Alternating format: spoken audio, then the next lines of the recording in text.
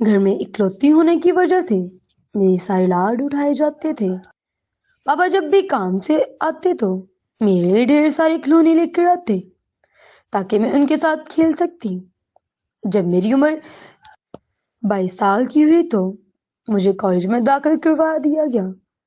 میرے بابا اس بات سے ڈرتے تھے کہ کوئی درندہ مجھے اپنی باتوں میں نہ پھنسا لے، اور کہتے ہیں نا کہ جس بات کا ڈر ہوتا ہے وہ ہو کر ہی رہتی ہے۔ جب میں اپنے کالج میں جاتی تو ایک لڑکا روز میرے پیچھے آتا، لیکن میں اسے وہ منہ تک نہ لگاتی تھی۔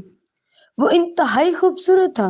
وہ 25 سال کا نوجوان شخص تھا جس کا نام عامر تھا۔ عامر میری کلاس میں پڑھتا تھا۔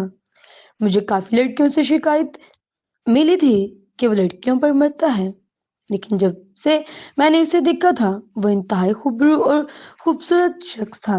جب بھی وہ کلاس میں آتا ہر وقت اس کا سوٹ اور کپڑے نہیں ہوتے جسے دیکھ کر کوئی بھی لڑکی حیران رہ جاتی۔ وہ میرے خاندان کا لڑکا تھا۔ جب بھی میں اپنے ڈیسک پر بیٹھتی تو وہ مجھ سے پچھلے ڈیسک پر بیٹھتا۔ یوں ہی اس طرح میں بات چیت ہونا شروع ہو گئی اور وہ میری گروپ کی لڑکیوں کے ساتھ بھی اٹھنا بیٹھنا شروع ہو گیا۔ یہ بات چلتے چلتے کافی عرصہ ہو گیا اور وقت یوں ہی 2 سال کالج میں گزر گئے، پتہ ہی نہ چلا۔ میں نے اپنے ماں باپ سے زبردستی کہا کہ مجھے اس لڑکے سے شادی کرنی ہے۔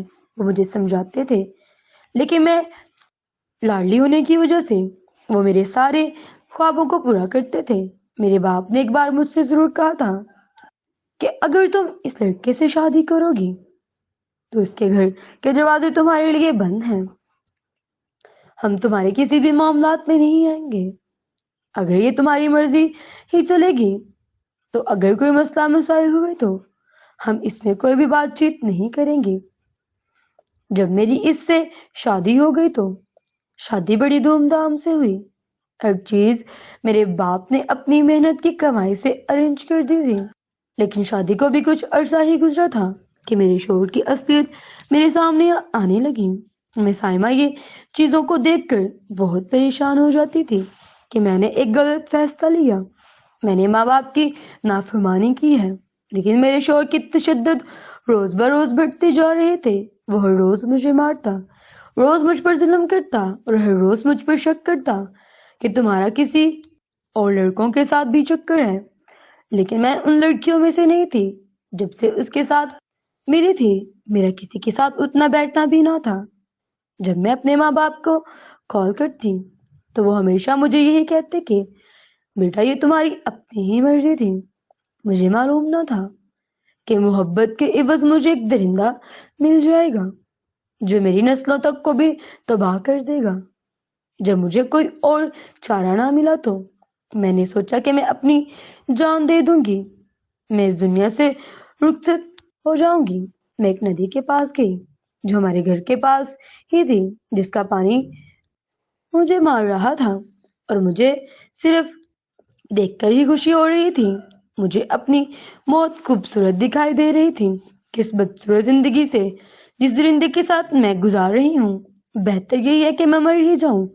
جب میں نے اس پانی کی طرف دیکھا تو میرا دل ایک دم بھی نہ گھبرایا، تو میرا دل ایک منٹ کے لیے بھی نہ گھبرایا، لیکن جو ہی میں نے چھلانگ لگائی تو جیسے کسی نے میرا ہاتھ بڑی تیزی سے پکڑ لیا ہو۔ میں نے اپنا ہاتھ چھڑانے کی کوشش کی، لیکن اس نے میرا ہاتھ نہ چھوڑا۔ جب میں نے پیچھے مڑ کر دیکھا تو وہ میرے بابا تھے۔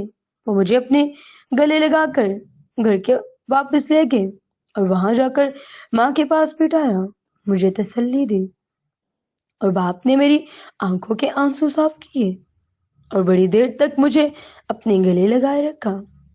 خدارا میری آپ سب سے درخواست ہے کہ آپ بیٹیاں کسی بھی کالج یا یونیورسٹی میں جاتی ہیں تو کسی کے ساتھ بھی ایسے ناجائز تعلقات نہ رکھیں کہ اس کا خمیازہ آپ کو پوری زندگی بھگتنا پڑے۔ میں آج تک اس بات کے لیے پچھتاتی ہوں۔ برائے مہربانی اپنا خیال رکھیں اور اپنے ماں باپ کی عزت کا بھی۔ اللہ حافظ۔